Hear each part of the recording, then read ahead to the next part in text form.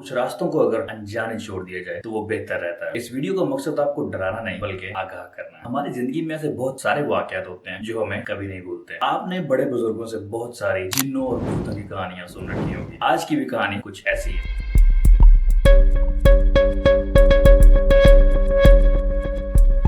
और हाँ, अगर ये वीडियो आप रात के टाइम देख रहे हैं तो इसको सेव कर लो और सुबह देखना। मुझे नहीं जानते तो अस्सलाम वालेकुम, खुशामदीद। जी आया को खैर अगलेट्स में योर होस्ट आपका दोस्त, मुझे कहते हैं Junair Khan and you guys are watching G pros videos. मैं अमेरिका में रहता हूं और ऐसी वीडियोस बनाता रहता हूं। चैनल पे फर्स्ट टाइम हो तो मेरे चैनल को विजिट करके बहुत सारी इंटरेस्टिंग वीडियोस देख सकते हैं। और कमेंट सेक्शन में मुझे जरूर बताइए कि ये वीडियो आप इस वक्त कहां से देख रहे हैं। आपने इंटरनेट पे बहुत सारी जिन्नों भूतों की स्टोरी सुन रखी होगी। आज की इस वीडियो में मैं आपको एक ऐसी स्टोरी सुनाऊंगा जो कि एक ट्रक ड्राइवर के साथ हुई। ये बिल्कुल सच्चा वाकया। ये बात है तकरीबन 1970 की। उस वक्त अमेरिका इतना आबाद नहीं था और ये वाकया है एक लॉन्ग होल ट्रकर का, जिन्हें हम ओल्ड स्कूल ट्रकर भी कहते हैं। लॉन्ग होल ट्रक ड्राइवर का मतलब ये है कि ईस्ट कोस्ट से वेस्ट कोस्ट ऑलमोस्ट 3500 माइल्स का जो ट्रैवल करते हैं वन साइड, उस ड्राइवर को लॉन्ग होल ट्रकर कहा जाता है। यहाँ पे एक टर्म और यूज की जाती है और उस टर्म का नाम है old school. Old school trucking के बारे में आपको थोड़ा सा बताता हूँ कि ओल्ड स्कूल ट्रकिंग क्या होती है। बेसिकली 1950s और 1960s में अमेरिका की ट्रकिंग एकदम बदल चुकी थी। ट्रेलर्स की जो लेंथ थी वो 30 फीट से 53 फीट कर दी गई थी और जो ट्रक्स थे वो 300 हॉर्स पावर से anywhere between 450, 500, 600 depending on the choice आप कितना बड़ा ट्रक लेना चाहते हैं। यहाँ पे एक बड़े से बड़ा ट्रक और महंगे से महंगा ट्रक लेने की रेस शुरू की गई, जिसको ओल्ड स्कूल ट्रकिंग कहते हैं। और उस दौर में ट्रकिंग जिसने स्टार्ट की उन लोगों को ओल्ड स्कूल ट्रकर कहा जाता है। एनीवेयर बिटवीन 10 से 15 साल पुराने ट्रक ड्राइवर को ओल्ड स्कूल ट्रकर कहा जाता है और मैं भी उनमें से एक हूँ। अमेरिका बिल्कुल ऐसा नहीं जैसा आप मूवीज में देखते हैं। बहुत सारे लोग बिजी स्ट्रीट्स, कोई इधर से उधर जा रहा है, उधर से इधर जा रहा है। ऐसी लाइफ नहीं है यहाँ पे। ऐसी लाइफ सिर्फ यहाँ पे मेन सिटीज की होती है। लेकिन जब आप किसी भी बड़ी सिटी से बाहर जाते हैं तो बिल्कुल वीरान और बेयाबान। और ये वाकया निवाडा में पेश हुआ है। आपने लॉस वेगस का नाम तो सुना होगा। ये अमेरिका की रियासत निवाडा में मौजूद है। लॉस वेगस की सिर्फ एक चीज मशहूर है और वो है उसके जुए खाने, और अदरवाइज जितना भी निवाडा वो सारा बिल्कुल फ्लैट और आबादी ना होने के मुताबिक है। तो हमारा ये ट्रक ड्राइवर जिसका नाम जॉन बताया जाता है वो 1917 में अपना लाइसेंस लेने के बाद पहला लोड कैलिफोर्निया से ईस्ट कोस्ट आने के लिए निकलता है। अब वेस्ट कोस्ट से ईस्ट कोस्ट आने के लिए 3 बड़े मेजर रास्ते हैं, I-40, I-80 और I-90। लेकिन एक रास्ता और भी निकलता है, वो I-70 है। I-70 पे आने के लिए आपको सबसे पहले निवाडा में से US 50 राउट लेके आना पड़ेगा, जो कि आज तक दुनिया की सबसे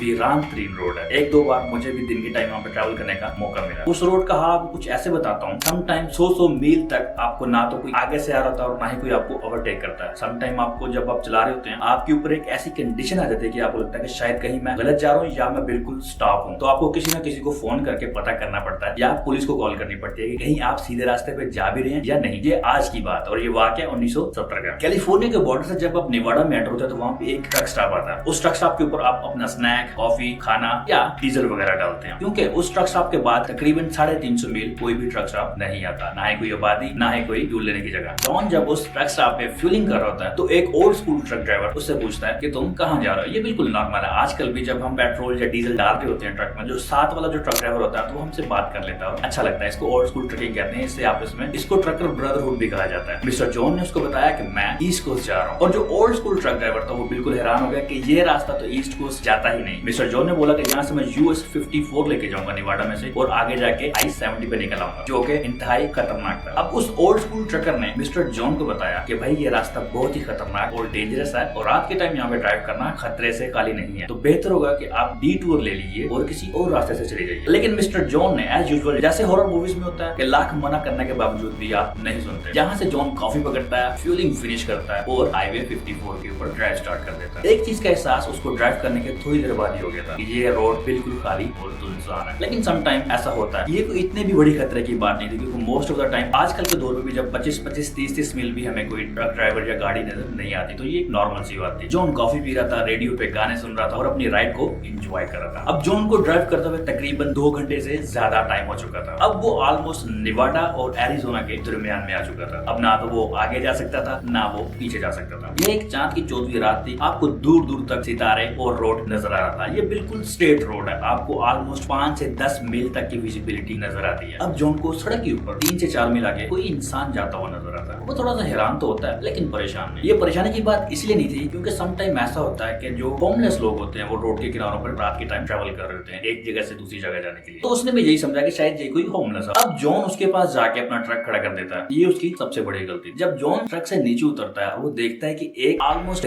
70 साल की औरत रात के इस पहर यहाँ पे आकर कर क्या रही है। जॉन ने बगैर डरे उससे पूछा कि आप हैं कौन और यहाँ पे इस वक्त क्या कर रही हैं? लेकिन उस बुजुर्ग औरत ने कोई जवाब नहीं दिया। अब जॉन थोड़ा सा परेशान तो जरूर हुआ, लेकिन उसने एक दो बार फिर उस बुजुर्ग औरत से पूछा कि आप आखिर हैं कौन, यहाँ पे क्या कर रही हैं, क्या आपको लिफ्ट चाहिए, राइड चाहिए, क्या मैं आपको कहीं पे छोड़ सकता हूँ? उस औरत ने उसको कोई जवाब नहीं दिया। यहाँ पे जॉन तीसरी बार उस औरत के ज्यादा करीब जाके पूछता है कि क्या मैं आपको राइड दे सकता हूँ? उस औरत ने सिर्फ हाँ में सर हिलाया और वो बुजुर्ग औरत ट्रक का दरवाजा खोल के उसकी पैसेंजर साइड पे उसके साथ बैठ गई। यहाँ से जॉन का पूरा टाइम स्टार्ट हो गया। और ये एक बहुत बड़ी वजह है कि अब आपको हाईवेज के ऊपर जगह जगह बहुत सारे साइंस नजर आते हैं कि आप किसी को यहाँ पे लिफ्ट मत दें। लेकिन उस वक्त क्योंकि 1970s की बात है तो इतने ज्यादा साइंस नहीं थे और लोग एक दूसरे को राइड्स दे दिया करते थे। उसके बाद क्या होता है कि जॉन उससे बातें शुरू कर देता है कि मैं कैलिफोर्निया से आ रहा हूँ, ईस्ट कोस्ट जा रहा हूँ, मैंने ये हॉल किया हुआ है, मेरा नाम ये है, आपका क्या नाम? लेकिन वो औरत कोई जवाब नहीं देती। उस बुजुर्ग औरत से काफी देर तक बातें करने के बाद कोई जवाब न आने पे जॉन बिल्कुल खामोश हो गया और अपनी ड्राइव पे कंसंट्रेट करने लगता है। उसके बाद क्या होता है कि वो जो बुजुर्ग खातून थी वो जॉन की तरफ देख के स्माइल पास करवाती है और वो इतनी क्रीपी स्माइल होती है कि जॉन डर जाता है। अब उस बुजुर्ग खातून ने आहिस्ता आहिस्ता इतना ऊंचा हंसना शुरू कर दिया कि जॉन डर गया और उसने अपना ट्रक स्टॉप किया और वो ट्रक से बाहर भाग गया। ट्रक से बाहर निकलने के बाद जॉन काफी डर जाता है और भागना शुरू कर देता है। लेकिन जब वो पीछे मुड़ के देखता है तो उसको कुछ भी नजर नहीं आता और फिर वो मुड़ के वापिस आता है। जब वो मुड़ के वापिस आता है तो उसको उस औरत का दूर दूर तक कहीं नामो निशान नजर नहीं आता। उसको जमीन खा गई या आसमान निकल गया, ये कोई भी नहीं जानता। यहाँ पे जॉन पूरी तरह डर जाता है और अपने पूरे ट्रक की तलाशी लेता है। छत के ऊपर चढ़ के, नीचे टायरों के